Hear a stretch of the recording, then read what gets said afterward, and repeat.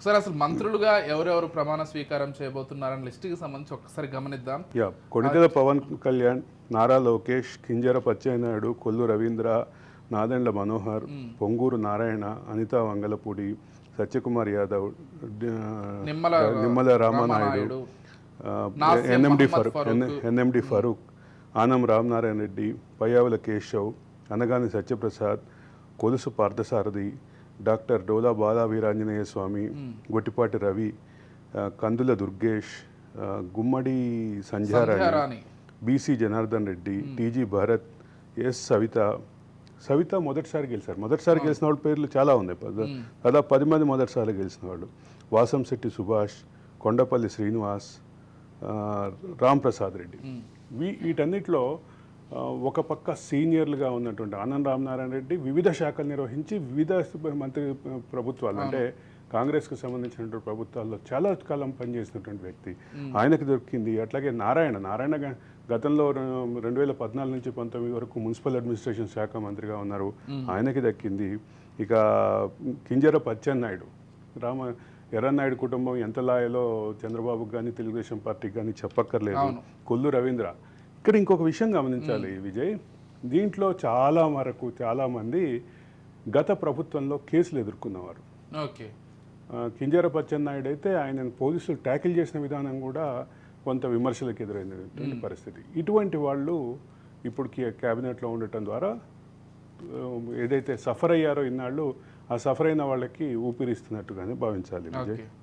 కొత్త వాళ్ళ పేర్లు, మహిళలకు సంబంధించి ప్రాధాన్యత కూడా చాలా క్లియర్. ముగ్గురు మహిళలు ఉన్నారు. ముగ్గురులో వంగలపూడి అనిత సీనియర్ తెలుగుదేశం నాయకురాలు, గతంలో పనిచేశారు. అట్లాగే సవితమ్మ మొదటిసారి మంత్రి అయ్యారు. అట్లాగే సంధ్యారాణికి సంబంధించిన పేరు వినిపిస్తూ ఉంది.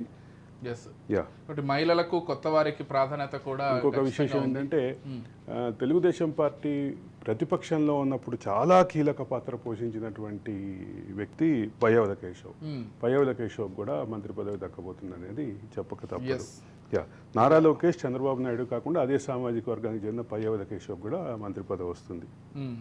సో సామాజిక సమీకరణాలకు సంబంధించి కూడా కొంత ఈ మొత్తం వ్యవహారాన్ని చూస్తున్న సుమారు 8 మంది 10 మంది దాకా బీసీలు కనిపిస్తున్నారు. 10 మంది పైగా బీసీలే కనిపిస్తున్నటువంటి పరిస్థితి ఉంది. ఎస్సీ ముగ్గురు కనిపిస్తున్నారు. గతంలో 2014 నుంచి 19 వరకు చంద్రబాబు ఏదైతే విమర్శ ఎదుర్కొన్నారో, ముస్లింలకు సంబంధించినటువంటి ఒక్కళ్ళు కూడా మైనారిటీలకు మంత్రిత్వ శాఖ ఇవ్వలేదని, అది ఎన్ఎండి ఫారూక్ రూపంలో ఈసారి భర్తీ చేసినట్టుగానే భావించాలి. ఇక నాదెండ్ల మనోహర్, మొత్తం 4 కమ్మ సామాజిక వర్గానికి చెందిన వాళ్ళు ఉన్నారు. 3 బీసీ రెడ్డిలు ఉన్నారు. 4 రెడ్డిలు ఉన్నారు. సత్యకుమార్ యాదవ్ రూపంలో బీసీ మన బీజేపీ ప్రాతినిధ్యం కనిపిస్తోంది. Ponguru Narayana BC, Pawan Kalyan BC, Kollu Ravindra BC, Satyakumar Ramanaidu BC. మొత్తం మీద ఒక సామాజిక సమీకరణాలకు కూడా ఒక బ్యాలెన్స్ అయితే చేసే పరిస్థితి కనిపిస్తోంది. డెఫినెట్లీ.